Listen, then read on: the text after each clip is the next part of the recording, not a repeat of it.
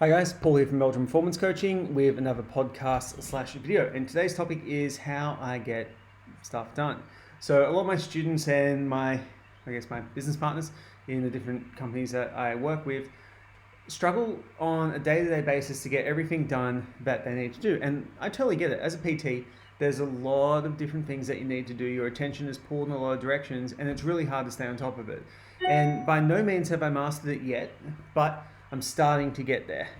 Now it seems like my day is a lot more structured, a lot more organized, and I'm able to do a lot more stuff in all the different companies that I work for and be moderately successful. So I just wanted to share some of those lessons with you. Now, the first thing that we need to do when we're trying to become more productive is to actually get clear in our values. So a lot of people talk about values and they only look at it at face value, to use the pun, but they don't really look at what their values are and what's it doing in context of their business and how it actually affects their day-to-day decisions. Because the thing with being a personal trainer and running your own business and all that other kind of stuff is, there's so many different directions you can be pulled in. Which is the direction that you want to go? Which one is the important direction? How do you prioritize that? So if you are doing everything and you're not making your decisions based against your values, you're going to pick things that aren't going to be relevant for you. So to give you an idea, the values for Meldrum Performance Coaching, mentoring, and PT education is continuous development, clear communication, technical excellence, connection, reliable and accountable, and lead by example. So if I want to skip my workout for the day because I want to fit other things in, even though working out makes me more productive, it makes me feel better, etc., I'm not really leading by example in that particular scenario. Technical excellence, I need to make time to do things for that. Continuous development, I need to make time for that. Connection, will the social media stuff I do help build connection? Will these podcasts build connection? Will I get people reaching out to me all the time? So yes, they do. Is having a chat bot a useful way for me to build connection? No, it's not. So that's something I can basically scrap straight away. So a lot of the decisions that I have to make are really simple once I start applying them against the framework of my value set. And from there, it makes all the decisions very congruent within each other and to each other, and then you feel better about a lot of the stuff that you have to do. So that helps you decide the things that you should be doing and where you should be putting your attention and where you shouldn't be putting your attention. The next thing is to look at what are the key things that your business needs to do every single day to keep the doors open or to keep the internet open, whatever it may be, to pay your bills. So for me, I could simply create a Google form where every day I have listed down the outcomes that I need to achieve. I need to do an Instagram post, a Facebook post to keep building connection and profile. I need to write one module for the mentoring program or a webinar of some sort. All these different things are listed in a document that I have to fill in, and I'm accountable to someone at the end of the week. It's such a simple tool that it's a little bit mind-blowing that most people don't use stuff like this. But what it allows me to do is go, all right, cool.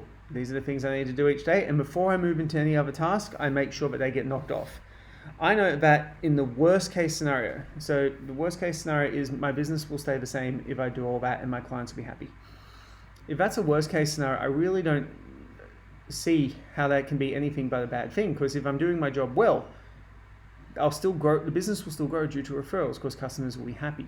So that is like the lowest possible amount of work I will do in a day based on this list. The reason why I set a minimal effective dose for that is because I want to take advantage of daily fluctuations in energy, focus, time available, etc. I can't always be going at 100% and try and achieve 100 things, just like training. You need to have periods of deload, you need to have periods of intensity, and your business needs to also fit into the structure of your life.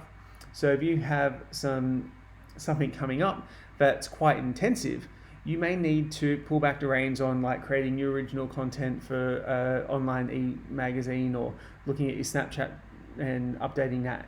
It may not be relevant for you, first of all. And secondly, it may not be anything that actually moves the needle on your business either way. So from there, the third thing I do is every 2 to 4 weeks, depending on how I feel things are going, is I reflect and I look back at what things can be destroyed? What things can I get rid of? So Snapchat would be an interesting one for most personal trainers. Does it actually add any value to their business? Is it growing it? A lot of the different things that I do every 2 to 4 weeks, I look at getting rid of and trimming the fat. Once you've done that, it's really, really simple because your list of tasks will drop down each week. That's fantastic. If they start dropping down each week and you know how long they can take, you know exactly where you need to be. So one thing I got rid of was emailing clients at the end of a week with a review of what their results were, because you know what, it was taking me a long time to do. Not that it wasn't valuable, but you can use tools to always make your time more efficient. So now I use Loom videos to contact my clients because it's far more effective, it's far more personal, and it saves me a lot of time, and it also saves them the hassle of reading. They can just watch the video and interact right back with me, and it creates that really personal connection between your clients and yourself, which is what people are paying for. So guys, they're my tips for how I get a lot done. I simply figure out what to do based according to my value set. I'm getting a lot of emails, which I ignore for pretty much the whole day. Important emails I'll check twice a day. Now, I'll base every decision off my value set to see if it actually fits into that, to see if the things I'm doing actually add value or if they're just a waste of time. I then will create a minimal effective dose productivity sheet using Google Sheets to check off the things that I need to do. And I know that if I do the minimal effective dose, the business will stay the same and if not grow slowly, which is fantastic. And then finally, I do periodic reevaluation of the things I'm doing and seeing if taking them away is going to detract from the business. If not, keep it. If it does detract from the business and I don't see it adding any value, I just get rid of it and don't worry about it anymore. So guys, hopefully that helps you be a little bit more productive and structure your time a little bit better. I know it's hard. I've been a PT for 17 years and running a business for that long too. It's tough. I'm here for you. Any questions, let me know, and I'll be speaking to you all real soon.